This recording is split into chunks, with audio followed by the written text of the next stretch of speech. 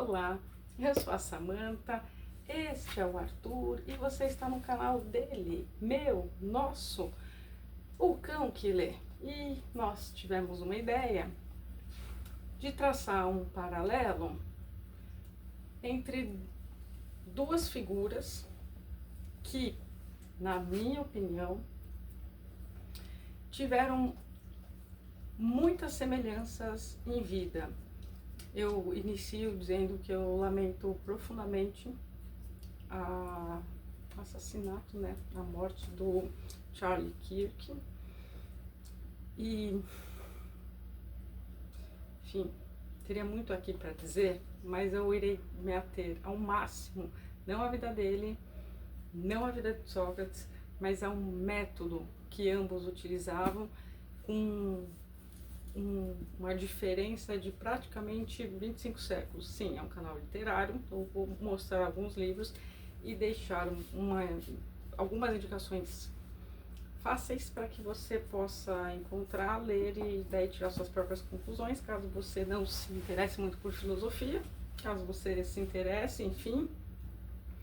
E me diga aí nos comentários se você concorda ou não com este meu ponto de vista. É só um ponto de vista que, diante de tudo que eu estou acompanhando, que eu acredito que todos vocês aqui que estejam me assistindo também estão acompanhando, para mim ficou inevitável traçar este correlato. Então, por partes aqui.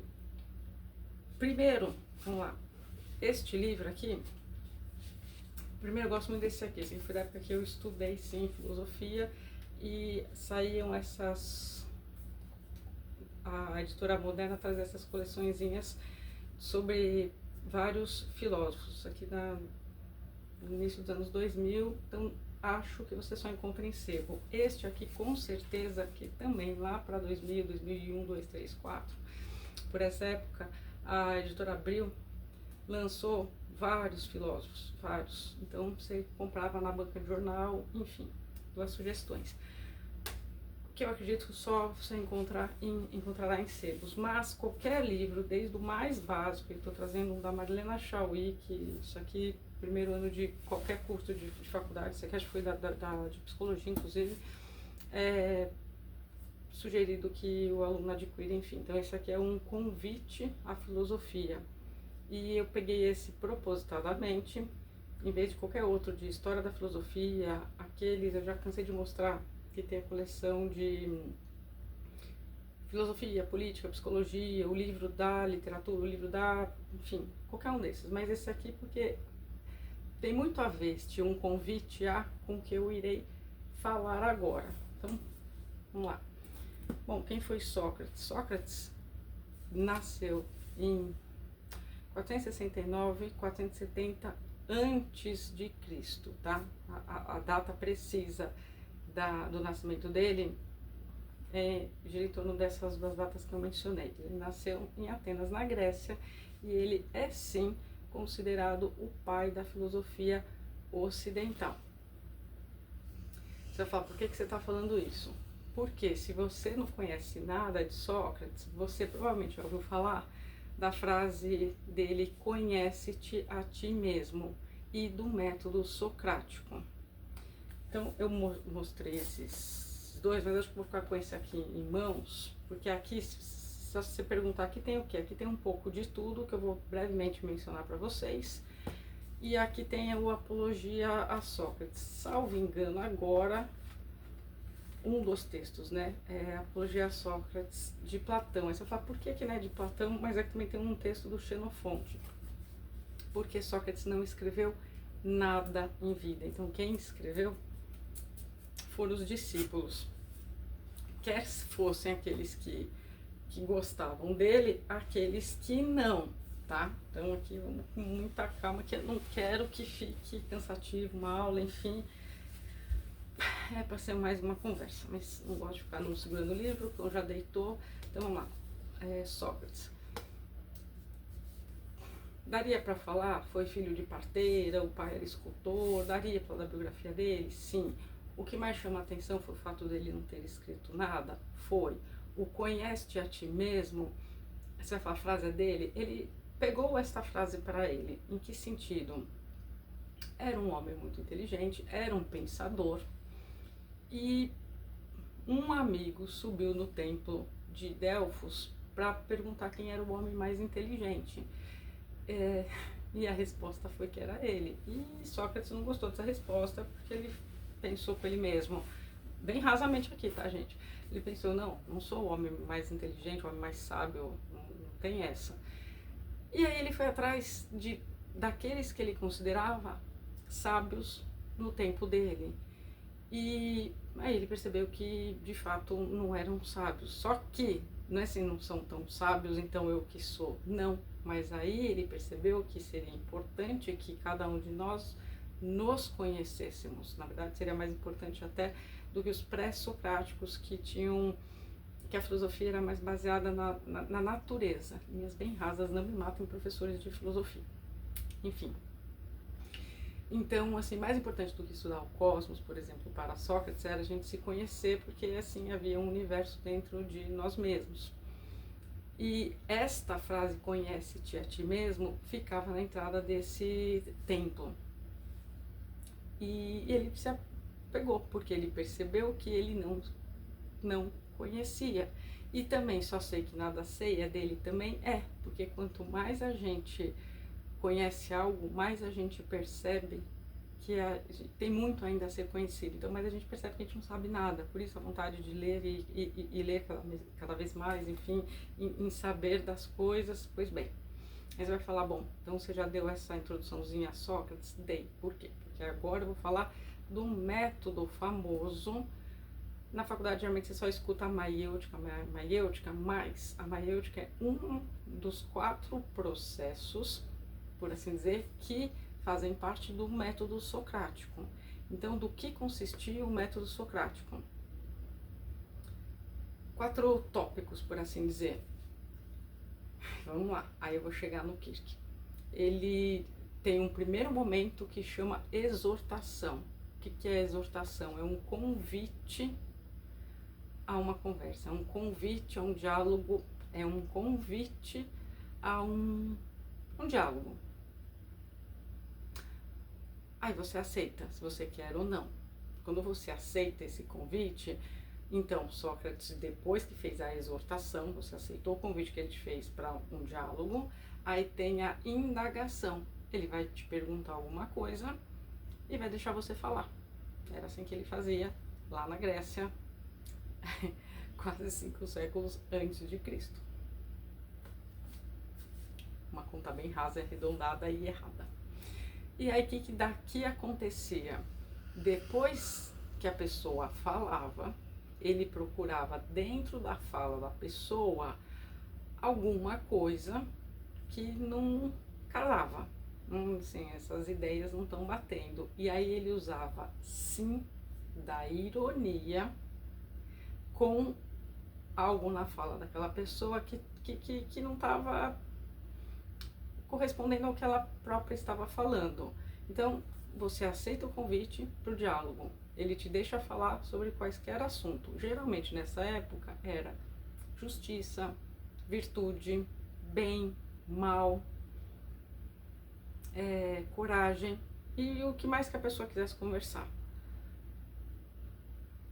Depois que ele indagava e deixava a pessoa falar, ele então pegava essas partes que, peraí, você falou isso, mas isso, ele analisava, via onde estava destoando as ideias, onde não estava fazendo sentido, não tinha lógica, usava da ironia. Neste momento, a gente vai para a 4ª e última etapa do método socrático, que consistia do quê?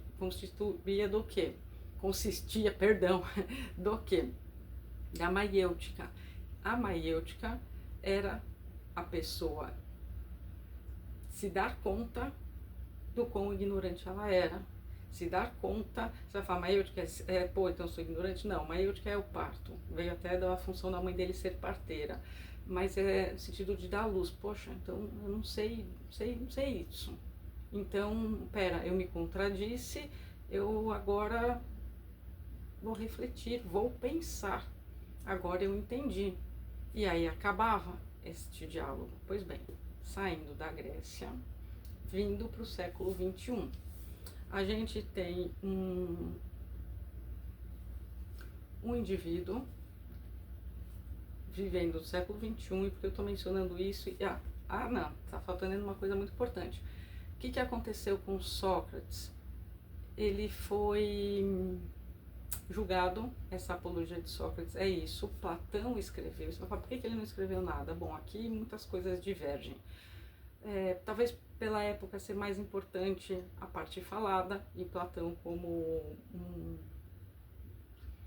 um dos mais famosos discípulos dele, escreveu em diálogo tudo aquilo que ele deixou. Então tem a República, que com certeza eu já fiz vídeo no canal quando eu abri. E a gente tem o que de Sócrates? A gente tem Aristófanes também, que fala, mas não tão bem.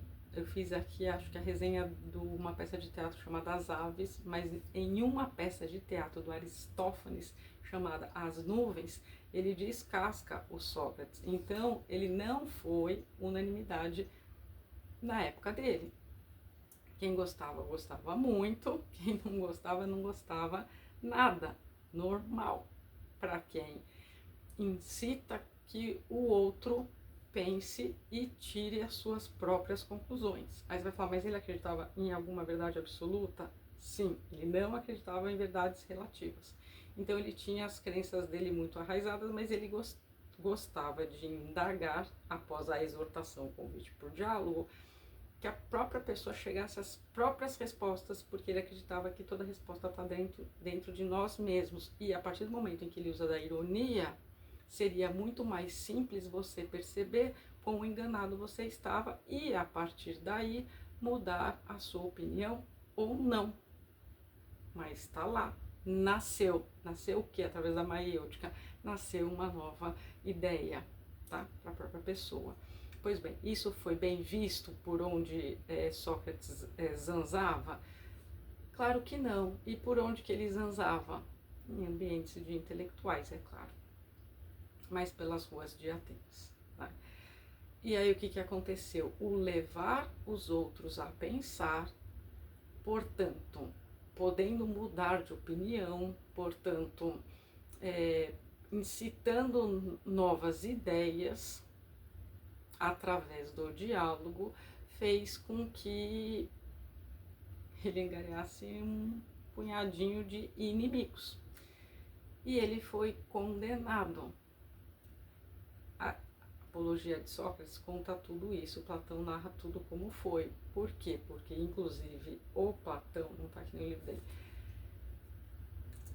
foi adepto de se retrate perante ao tribunal que iria julgá-lo, enfim, e escape dessa, porque senão a sentença seria tomar um cálice de cicuta, logo findando a vida. Em nome da verdade, do que ele acreditava, ele não retirou tudo o que disse, ele não iria parar de conversar, dialogar com os jovens da época, e isso o pessoal não estava, os mais velhos não estavam gostando. Como assim, vai colocar a juventude para pensar? Vão acompanhando meu raciocínio para eu chegar no Charlie. Pois bem, e ele acreditava que se ele retirasse tudo o que disse para que ele não fosse executado, de nada teria então valido a trajetória da vida dele. Então, tudo bem, se este é o preço a ser pago com a própria vida através da cicuta, então que assim seja, e não fugiu da pena. Aqui tem uma passagem que eu separei bem bonitinho, se vocês acharem, chama Dialética da Morte. Vou ler só um trechinho.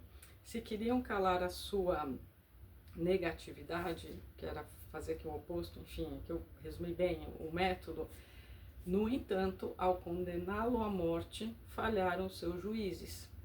Tinham da morte apenas uma imagem, a morte como o fim tenebroso da vida, o nada.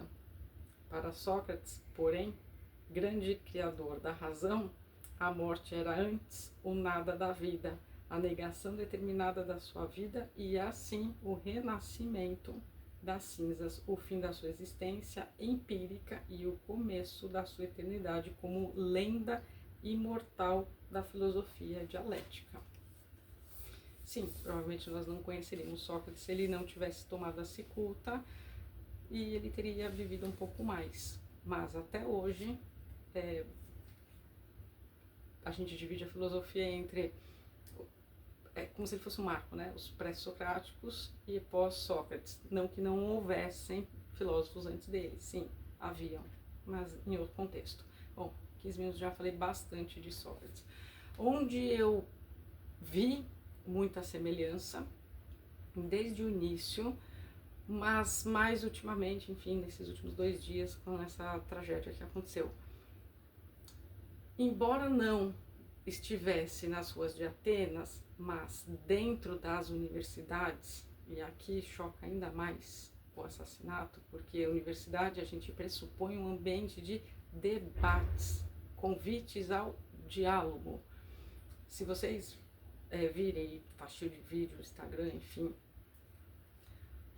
sempre na tenda do Kirk, eu vou falar portuguesadamente mesmo o nome dele, era, né, prove-me que eu tô errado, um pouquinho diferente, talvez um nome mais condizente com o século XXI, talvez sim. Outras pautas eram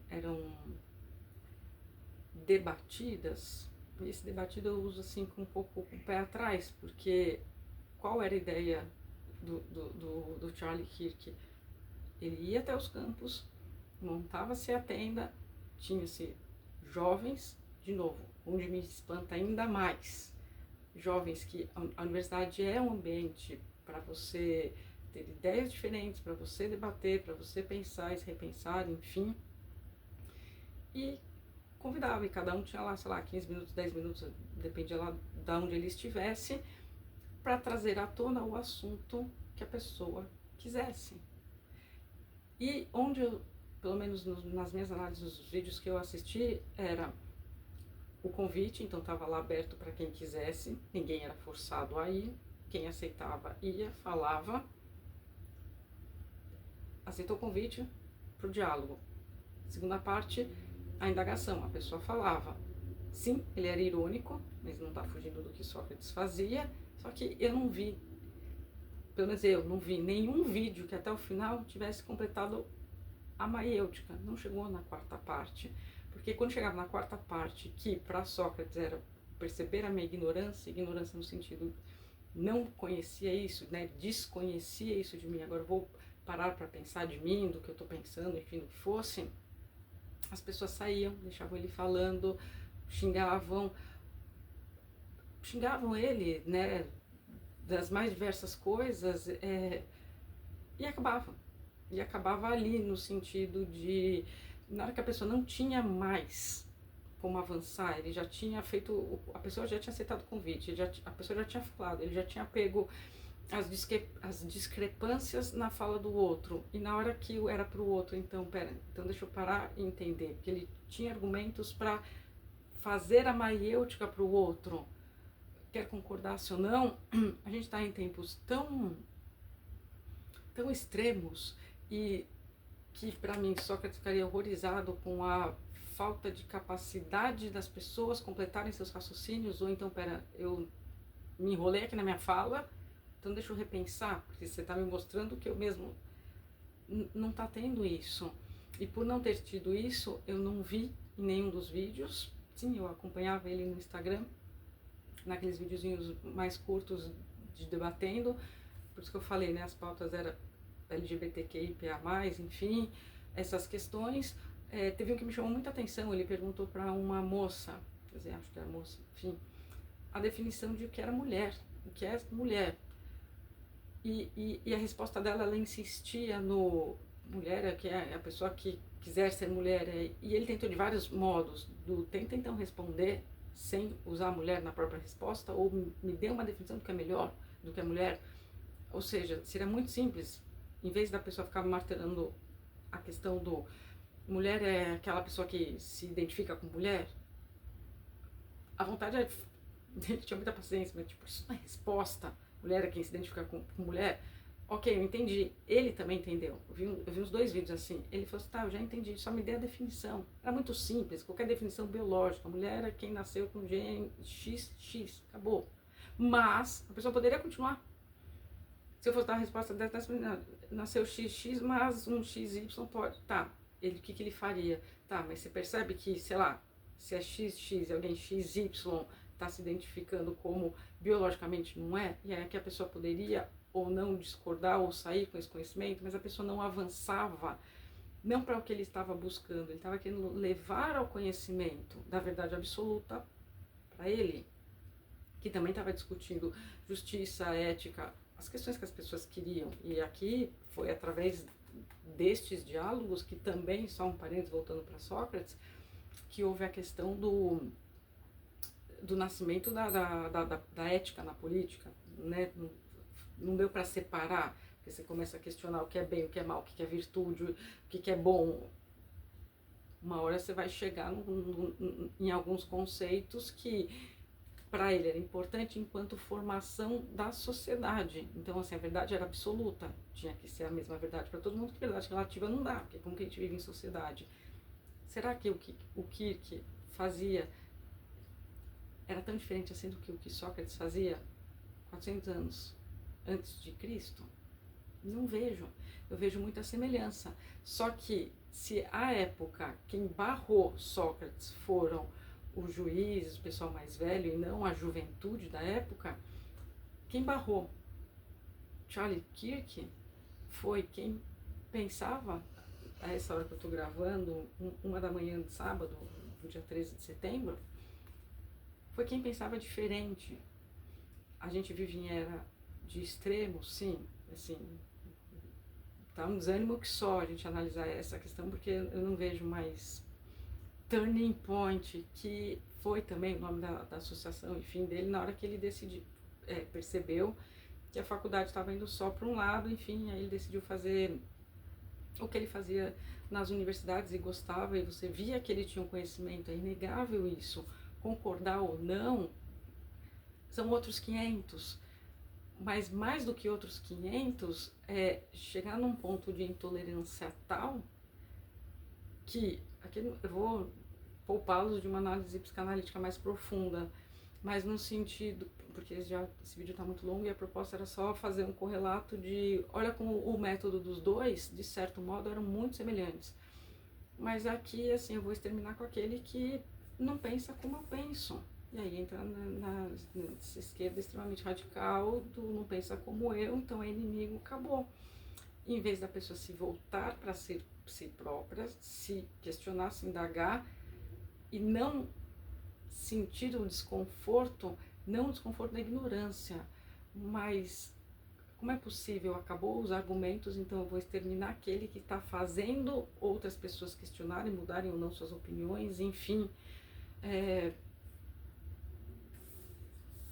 lamentável, para dizer o mínimo do mínimo do mínimo. Então, eu estava assim vendo com muito bons olhos o que ele estava fazendo, porque ele estava levando jovens a pensar, vou bater nessa tecla, em ambientes que são feitos para isso. E nessa pessoa falar ironicamente, morreu assim, Sócrates também, e nasce uma lenda, não tem termo melhor, porque mártires geralmente crescem mais no pós-morte. Então, veremos o que irá acontecer. Eu reitero assim, lamento muito. Vejo que a gente vive numa era das trevas mesmo, uma nova era das trevas, se eu tivesse que dar um nome seria esse, em que o iluminar do pensamento está cada dia mais apagado, e aqueles que tentam propagar que a pessoa pense, ainda mais agora, século XXI, um celular, né? Imagina que isso tinha na Grécia de 399 a.C., que foi o ano em que Sócrates tomou a cicuta. E num mês muito triste para os Estados Unidos,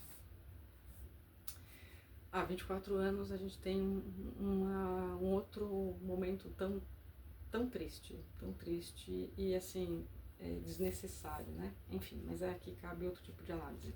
Então eu deixo aí a reflexão para que conheçam Sócrates, para que entendam o método socrático e que pensem, né? Se autoanalisem, se autoquestionem, quando também ouvirem qualquer coisa, seja do seu espectro político ou do espectro político oposto, enfim, para que essa era das trevas ainda não fique mais escura do que está. Tá faltando luz. É isso, gente. Então, não deixem de ter nunca, jamais, algum livro de introdução à filosofia que engloba tudo. Um convite à filosofia, um convite ao pensar, um convite a amar a sabedoria. Nunca é demais, nunca foi demais. Mas nesses tempos sombrios, repito, que a gente vive, tá complicado, né? É difícil. Eu tô desanimada de continuar os vídeos? Tô, não nego. Gosto muito. Mas falar dessas coisas hoje em dia, além de medo, receio, que século, né? Que século, né? 2001 começando e abriu um século muito difícil. Acho que por isso que eu ainda, boa parte de mim ainda vive lá nos anos 80, 90. Gente, é isso. Se alguém discordar, por favor, não apague o comentário nenhum. Se você não é inscrito aqui ainda no canal, é muito bem-vindo, é muito bem-vinda. E aguardem as próximas resenhas por aqui do Cão que Lê, que tá dado o horário, dormindo. Gente, boas leituras e é isso.